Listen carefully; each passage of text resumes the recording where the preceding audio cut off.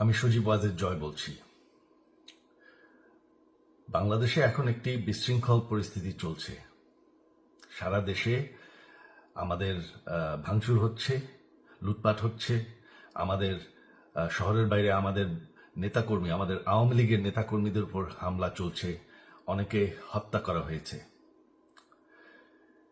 এই পরিস্থিতিতে আমি বলতে চাই, আওয়ামী লীগ হচ্ছে বাংলাদেশের সবথেকে পুরাতন গণতান্ত্রিক এবং সবথেকে বড় দল। আওয়ামী লীগ কিন্তু মরে যায়নি। আওয়ামী লীগ এই দেশকে, বাংলাদেশকে স্বাধীন করেছে।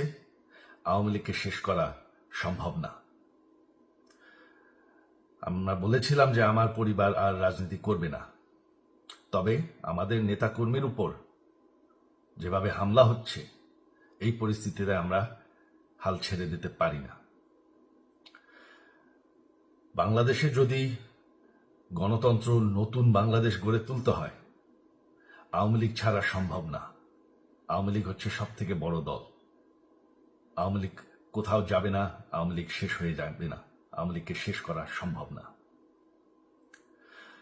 আওয়ামী লীগের নেতাকর্মীদের আমি সবাইকে আহ্বান জানাচ্ছি যে আপনারা সাহস নিয়ে দাঁড়ান। আপনারা একা না, আমরা আছি। বঙ্গবন্ধুর পরিবার কোথাও যায়নি, আমরা আপনাদের সাথে আছি।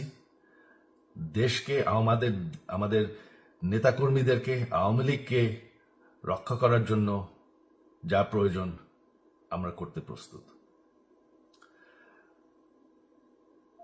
এই যে আমাদের বর্তমান যারাই আছে ক্ষমতায়, তাদেরকে আমি বলবো যে আমরাও একটি গণতান্ত্রিক, শৃঙ্খল, নিরাপদ বাংলাদেশ চাই, জঙ্গিবাদ মুক্ত।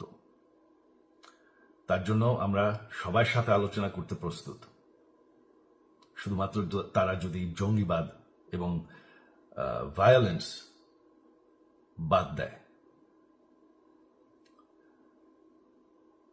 শেখ হাসিনা মরে যাননি, আমরা কোথাও যাইনি।